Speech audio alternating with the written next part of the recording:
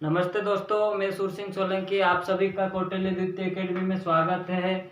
और हम आज डिस्कस करने वाले हैं कि जो हमारी पृथ्वी है वो उसमें कितने प्रकार की गतियाँ पाई जाती है, उसके बारे में विस्तृत चर्चा करेंगे। और उसमें किस प्रकार से गति होने से क्या प्रभाव पड़ता है, जैसे घूर्णन गति के कारण से दिन और रात होते हैं, और वो दिन और रात भी क्यों छोटे बड़े होते हैं वो देखेंगे। और जो सूर्य की चारों ओर परिक्रमा के कारण से पृथ्वी की स्थितियों में बदलाव आता है, तो उसके कारण से जो ऋतु में परिवर्तन होता है उसके बारे में देखेंगे। तो एक हमारा वाक्य है जिसमें आज का मोटिवेशन कोट के रूप में लिए है, कर्म तेरे अच्छे है तो किस्मत तेरी दासी है। अगर हम हमारे कर्मों पर ज्यादा ध्यान देते हैं तो हमारे जो परिणाम है वो हमारे क्या हो जाएंगे, दासी बन जाएंगे। मतलब जो हम पाना चाहते हैं वो जरूर मिलेगा। तो इसी अपेक्षाओं के साथ हम अपने काम पर लगे रहना चाहिए और हमें हमेशा अपने मूल पथ पर अग्रसर रहना चाहिए, तभी हमारा जो लक्ष्य है वो प्राप्त होगा। और हमेशा हमें अपने को मोटिवेट रहना चाहिए, खुद को ऐसा विश्वास होना चाहिए कि यस, मैं भी कुछ कर सकता हूँ या मैं भी कुछ कर सकती हूँ। तो इसी उद्देश्य के साथ हमारा इस वीडियो को आगे शुरुआत करते हैं। तो हम जानते हैं कि हमारा जो ब्रह्मांड है, ब्रह्मांड में विस्फोट होने से आकाश गंगाएं बनी, और आकाश गंगाओं में भी गतियाँ पाई जाती है, उसमें भी गतियाँ पाई जाती है। उसके बाद जो आकाश गंगा के विखंडन से या विस्फोट से जो तारे बने, तारों में भी गतियाँ पाई जाती है, जो आकाश गंगा में अपनी परिक्रमा करते रहते हैं। जैसे कि हमारा सूर्य जो हमारे मंदाकिनी में परिक्रमा करते हैं, उसी प्रकार जो हमारा सूर्य है उससे जो सौर मंडल है, जो हमने पिछले वीडियो में देखा कि जो सौर मंडल है, सौर मंडल का मुखिया सूर्य है, तो उसमें जो पृथ्वी है, पृथ्वी भी अपने अक्ष पर घूर्णन के साथ साथ सूर्य के चारों ओर परिक्रमा भी करती है। तो इन्हीं गतियों के ऊपर हम विस्तृत रूप से चर्चा करने वाले हैं। तो सबसे पहले आता है पृथ्वी की जो गतियां होती है, मुख्य रूप से तो दो गतियां पाई जाती है, घूर्णन गति, इसे परिभ्रमण गति और दैनिक गति के नाम से भी जाना जाता है। तो जो पृथ्वी है अपने अक्ष पर इधर जो पश्चिम है, पश्चिम से पूर्व की ओर घूमती है लट्टू के समान। तो उसे जो गति है उस गति को क्या कहते हैं, घूर्णन गति। घूर्णन गति में मूल अपने अक्ष पर ही, अपनी जगह पर ही घूमती है पृथ्वी, उसे क्या बोलते हैं, घूर्णन, रोटेशन कहते हैं। तो इस गति के कारण क्या होते हैं, पृथ्वी अपने अक्ष पर घूमती है, और इसी अक्ष पर घूमने के कारण से क्या होते हैं, दिन और रातें होती है, दिन और रातें होती है। और दिन और रातें होने के कारण से पृथ्वी पर जो जीवन है वो संभव है। और ये फिर घूर्णन गति के कारण क्या होता है, जो दिन और रातें होती है वो भी क्या रहती है, छोटी बड़ी रहती है। और छोटी बड़ी होने का एक कारण है क्योंकि जो हमारी पृथ्वी है वह ये जो क्या है, मूल या अक्ष रेखा है, भूमध्य रेखा है। भूमध्य रेखा इसे क्या बोलते हैं, अक्ष कहते हैं। और अक्ष पर जो पृथ्वी है वो कैसी है, वह पूरी तरह से खड़ी नहीं है, बल्कि वह 23.5 डिग्री झुकी हुई है। और अपने तल से देखे तो वह 66.5 डिग्री का कोण बनाती है टोटल। यहाँ से जो है बचा कुचा कोण है उसे 66.5 डिग्री का कोण कहते हैं। तो इसी झुकाव के कारण से क्या होता है, जो दिन है और रातें हैं वो छोटी बड़ी होती है। अब बात आती है क्या, दूसरी गति। और ये गति हम सूर्य को स्थिर मानते हुए दिन और रात को अध्ययन करते हैं, और लगभग 24 घंटे के दिन होते हैं और 12-12 घंटे के दिन और रात होते हैं। और दूसरी गति आती है परिक्रमण या वार्षिक गति। तो पृथ्वी अपने अक्ष के साथ अपने अक्ष पर घूर्णन करने के साथ साथ सूर्य के चारों ओर भी परिक्रमा करती है। तो अपने अक्ष के साथ साथ सूर्य के चारों ओर परिक्रमा करती है, उसी गति को कहते हैं परिक्रमण गति या वार्षिक गति। तो वार्षिक गति कितने दिन लग जाते हैं? 366 दिन या फिर 365 दिन। इतने दिन एक वर्ष में क्या होता है, ये पूरा एक सूर्य के चारों ओर परिक्रमा करती है। उसी गति को कहते हैं परिक्रमण गति या फिर वार्षिक गति कहते हैं। और वार्षिक गति के कारण से ही क्या होता है, ऋतुओं में परिवर्तन होता है। जैसे देखा जाए तो जो पृथ्वी है, पृथ्वी में जो समझने के लिए कितने रेखाओं में बांटा गया है, अक्षांश रेखा और देशांतर रेखा। तो जो पृथ्वी पर जो उत्तर से लगाकर दक्षिण की ओर जो लाइनें होती है, और उत्तर से दक्षिण की ओर, उसे हम देशांतर रेखा कहते हैं। और एक काल्पनिक रेखा होती है। और जो पूर्व से पश्चिम की ओर लाइनें होती है, रेखाएं होती है, उसे अक्षांश रेखा कहते हैं। अक्षांश रेखा कहते हैं। तो जो 23.5 डिग्री भूमध्य रेखा जो 0 डिग्री पर है, मान लो ये 0 डिग्री है, और यहाँ से 23.5 डिग्री पर जो भी रेखा है, उस रेखा का नाम दिया गया है क्या? कर्क रेखा। और उसी प्रकार जो भूमध्य रेखा है, उसके 23.5 डिग्री दक्षिण में क्या है? मकर रेखा।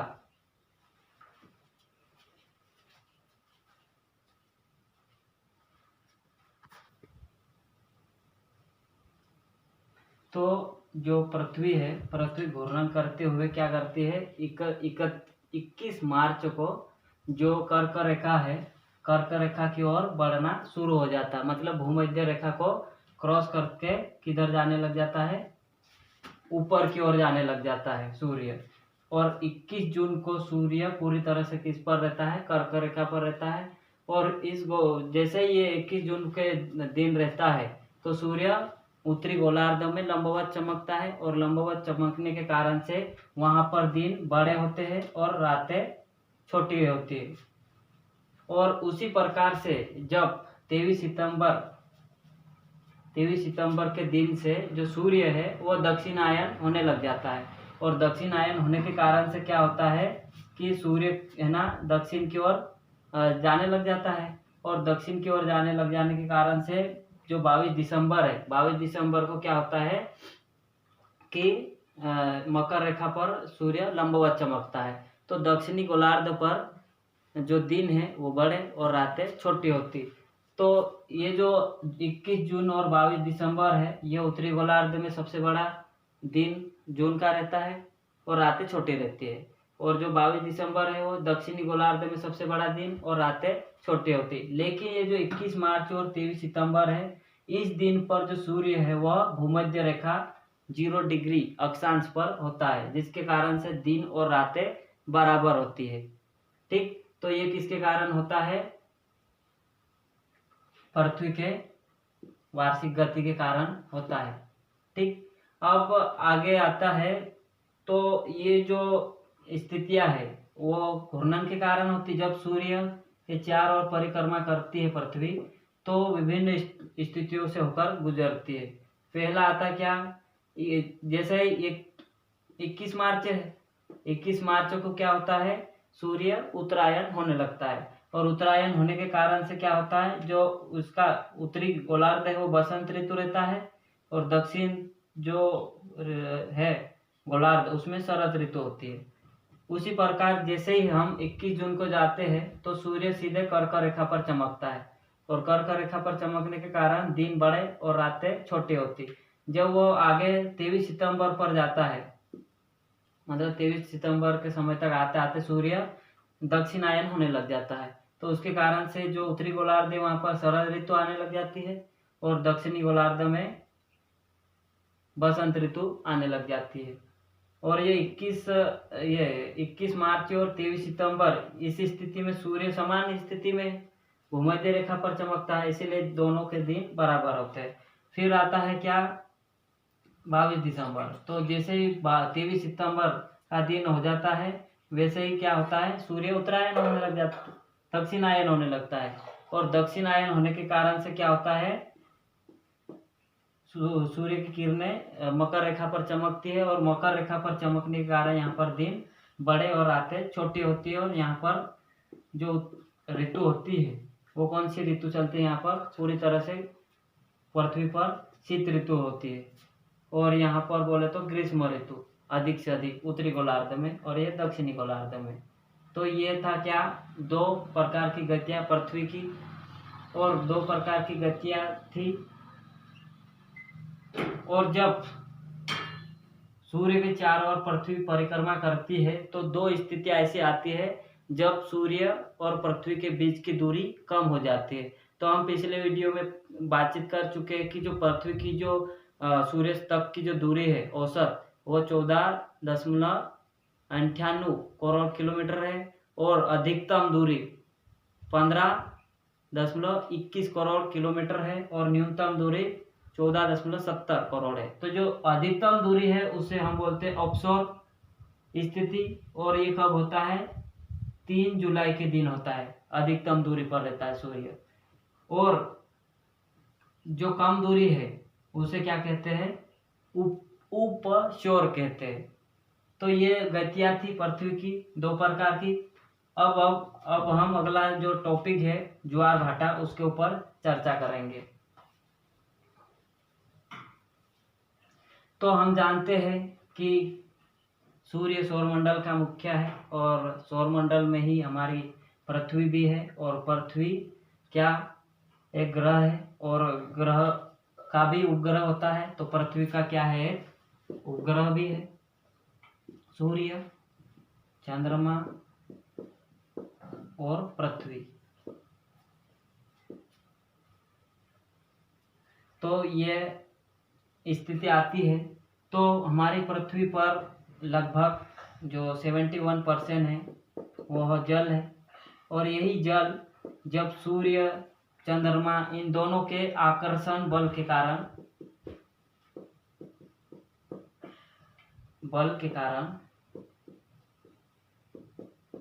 क्या होता है, ऊपर की ओर उठता है समुद्र में।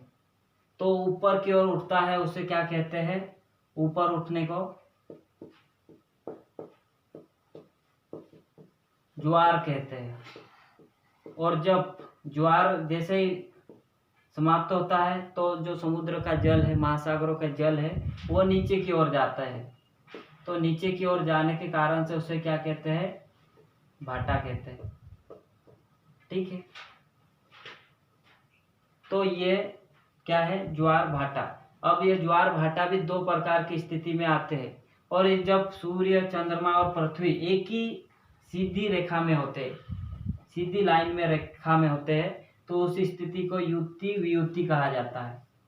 युति वियुति, वियुति, या फिर उसे सुजुकी, सिजुकी कहते हैं। ये शब्द थोड़े कठिन है पर समझना पड़ता है। तो सूर्य, चंद्रमा और पृथ्वी, ये वाली स्थिति कौन सी कहलाती है, वियुति। और जब ये चंद्रमा है वह पृथ्वी के अगले इस हिस्से में आ जाता है परिक्रमा करते करते, तो वो वाली कौन सी कहलाती है स्थिति, युति कहलाती है। तो जो ज्वार है वो भी दो प्रकार से आते हैं, उच्च ज्वार और निम्न ज्वार। उच्च ज्वार और निम्न ज्वार।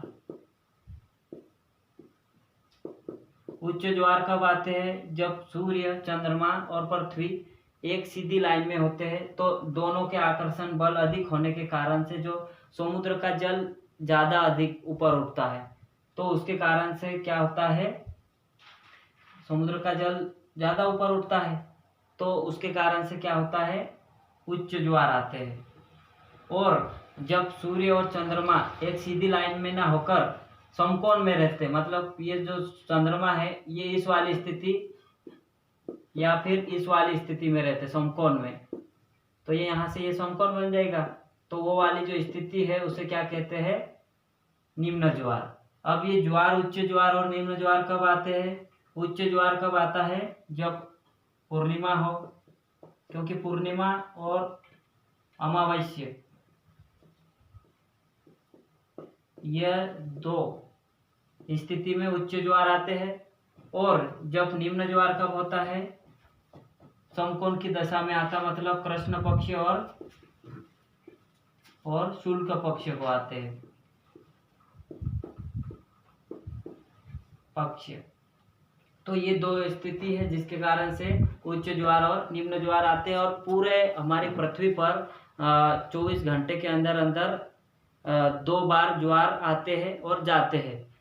तो लेकिन एक ऐसी जगह है जहाँ पर जो ज्वार आते हैं वह 4 बार आते हैं। वो कहाँ पर है, जो ब्रिटेन है, ब्रिटेन के जो इंग्लिश चैनल है, मान लो ये ब्रिटेन है और ये है आयरलैंड है और ये जो है फ्रांस है। तो यहाँ पर जो चैनल है उसे क्या कहते हैं, इंग्लिश चैनल,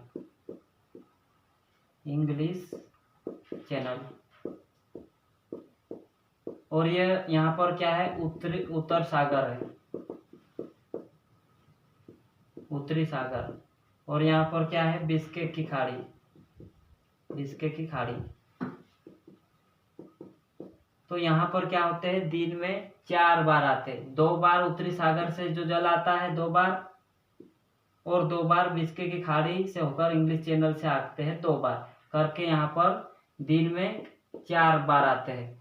अब जो उच्च ज्वार और निम्न ज्वार की बात हुई, वह हमारे भारत में जो उच्च ज्वार आते हैं वह हमारा गुजरात का जो तट है, ओखा तट कहते हैं, वहाँ पर आते हैं। ये जो तट है उसे क्या कहते हैं, ओखा तट। लगभग 2.6 मीटर ऊंचा ज्वार आता है। भारत में सबसे ज़्यादा ज्वार बोले तो ये यहाँ पर आते हैं। और पूरे विश्व में बात करें तो कनाडा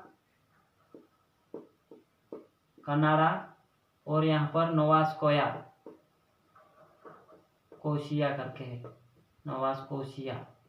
तो यहाँ पर क्या होते हैं, लगभग 18 मीटर उच्च ज्वार आते हैं। पूरे विश्व के उच्च ज्वार यहीं पर आते हैं। ठीक, तो ये थे ज्वार भाटा के ऊपर जानकारी। अब हम अगला टॉपिक लेंगे, सूर्य ग्रहण और चंद्र ग्रहण कब होते हैं, वो वाली बात है। क्योंकि ये घटना 1 वर्ष के अंदर होती रहती है और इसके ऊपर भी जानकारी होना बहुत जरूरी होता है। और कब क्या होने वाला है उसकी भविष्यवाणी पहले ही हो जाती है। तो ये पता होना बहुत जरूरी होता है कि कब कौन कौन सी स्थिति में सूर्य ग्रहण होगा और कौन कौन सी स्थिति में चंद्र ग्रहण होगा। सूर्य है, चंद्रमा है और पृथ्वी है। क्योंकि जब एक सीधी लाइन में ये तीनों आएंगे तो ही यहाँ पर क्या होगा, चंद्र ग्रहण या फिर सूर्य ग्रहण होगा। तो जब सूर्य की प्रकाश की किरणें चंद्रमा पर आकर टकराती है, यानी सूर्य और पृथ्वी के बीच चंद्रमा आ जाता है, तो जो सूर्य की किरणें हैं वह सूर्य की किरणें को रोक लेती है। तो पृथ्वी का जो हिस्सा है जो चंद्रमा कवर कर रहा है वहां पर क्या हो जाता है, अंधेरा हो जाता है। बाकी हिस्से में तो हो सकता है दिखे वो, पर जितना भी कवर में आता है वह अंधेरा छा जाता है। और ये वाली जो स्थिति है उसे क्या कहते हैं, सूर्य ग्रहण, सूर्य ग्रहण कहते हैं।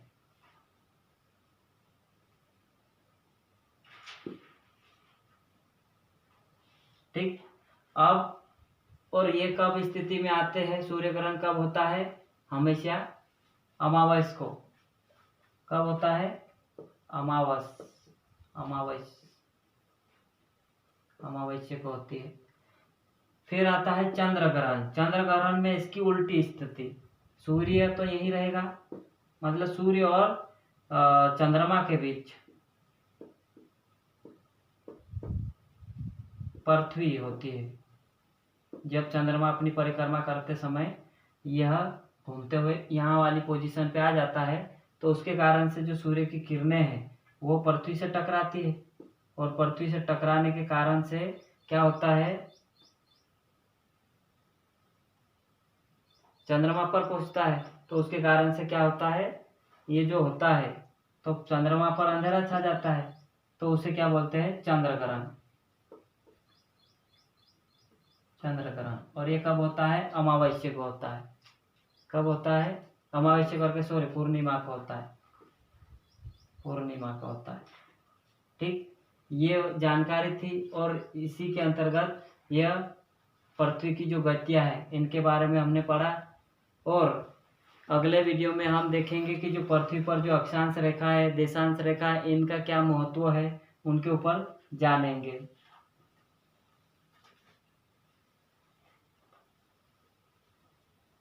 तो मिलते हैं अगले वीडियो में। धन्यवाद।